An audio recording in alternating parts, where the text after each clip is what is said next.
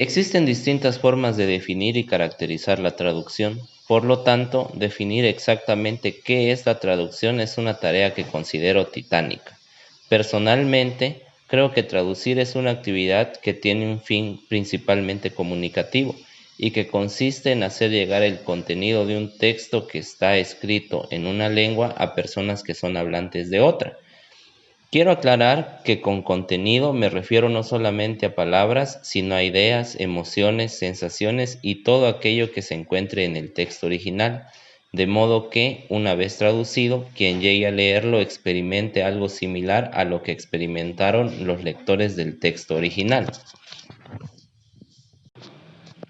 Por otra parte, considero que a través de la traducción se puede aportar mucho y de muchas maneras distintas a la sociedad, pero todo parte de la cualidad del traductor de ser el elemento que permite la comunicación. Es decir, el traductor es una especie de puente entre dos lenguas y dos culturas que permite que exista un intercambio comunicativo a pesar de las diferencias que puedan existir. Este intercambio puede llevar a muchas metas, pero eso dependerá de la utilidad que el destinatario de la traducción decida darle. Así, los traductores pueden ser útiles en el campo del arte, de la tecnología, de la educación, de la política y en muchas áreas más. No, hombre, unos genios. Pero para ser útiles es necesario realizar un trabajo de traducción adecuado. Es por eso que ahora pasaremos a hablar de los aspectos que hay que tomar en cuenta para que una traducción sea apropiada. Aclaro que son bastantes, pero por ahora nos enfocaremos solamente en tres. A mí se me hace que eres marica, ¿eh? Para esto voy a apoyarme en las ideas de Hurtado. Esta autora, entre otras cosas, toca el tema de la competencia traductora, es decir, los conocimientos y habilidades que el traductor necesita reunir para poder hacer un trabajo adecuado. Esta parte es importante ya que podríamos pensar que con manejar las dos lenguas que vamos a utilizar para traducir es suficiente para hacerlo bien. Pues no es así. ¡Es mentira! Necesitamos conocimientos extralingüísticos que tienen que ver, por ejemplo, con aspectos culturales y también con el tema del texto que estamos traduciendo. También hace falta contar con una habilidad de transferencia que nos permita tanto comprender como producir textos en ambas lenguas.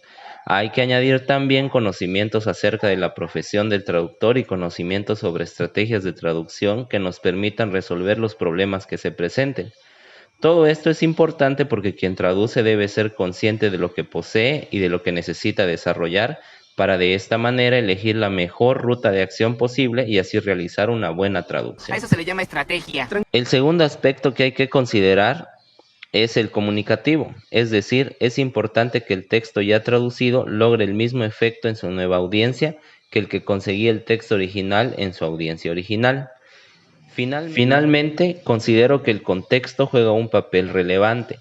En el caso de la traducción, Hurtado menciona cuatro aspectos del contexto: el lingüístico, que tiene que ver con el uso de las lenguas; el textual, que es la información que se encuentra directamente en el texto que traducimos; el situacional, que nos refiere a la intención comunicativa que tiene el texto que se traduce; y finalmente el contexto sociohistórico, que está relacionado con el conocimiento de la cultura de donde es originario el texto que se traduce. ¡Ya basta, Freezer! Sí, como decía, es bastante, pero es necesario. Pasemos ahora a las teorías de traducción. De esas existen muchas, Tengo un problema. Bueno, tengo dos problemas, ¿vale? Bueno, tengo muchos problemas. pero es importante tomar en cuenta que no todas surgieron al mismo tiempo, sino que lo han hecho a lo largo de la historia. De acuerdo con Naida, una teoría es un conjunto coherente e integrado de propuestas que se toman como principios para explicar un fenómeno. Actualmente no existe una teoría que se pueda considerar definitiva, pero las que existen han aportado avances en el entendimiento de la traducción. Naida explica que las teorías no son antagonistas sino complementarias. Sin embargo, a mí me gusta imaginar lo siguiente.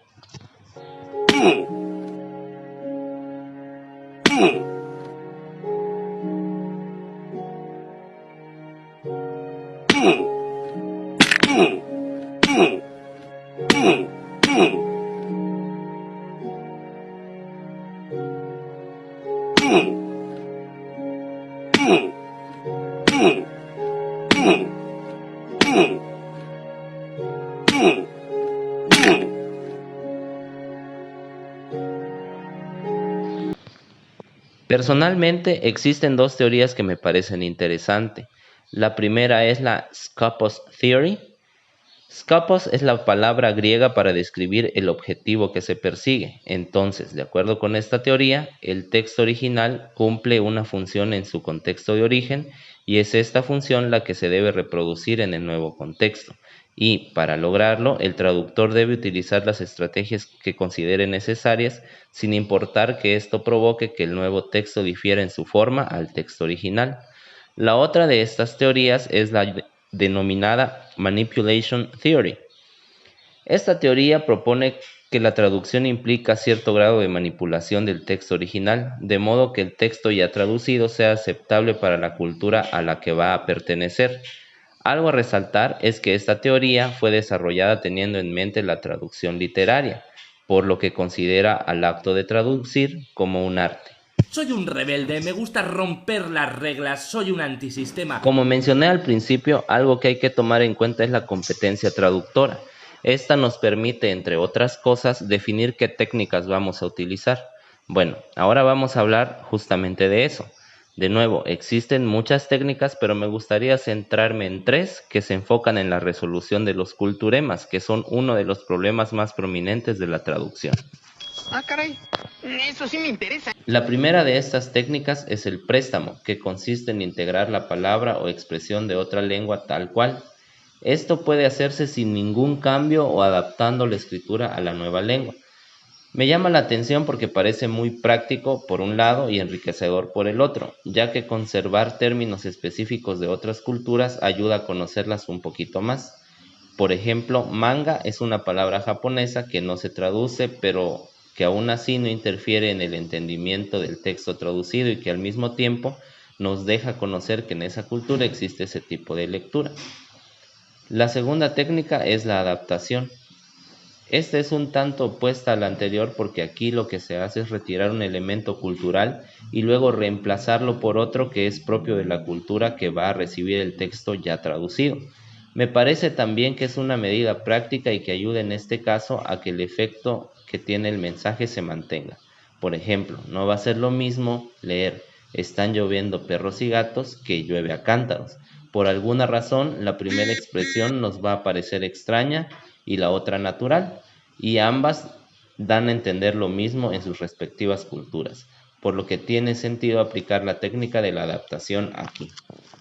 La última es la amplificación, que consiste en introducir precisiones no formuladas en el texto original, como información, paráfrasis explicativas o notas de pie de página.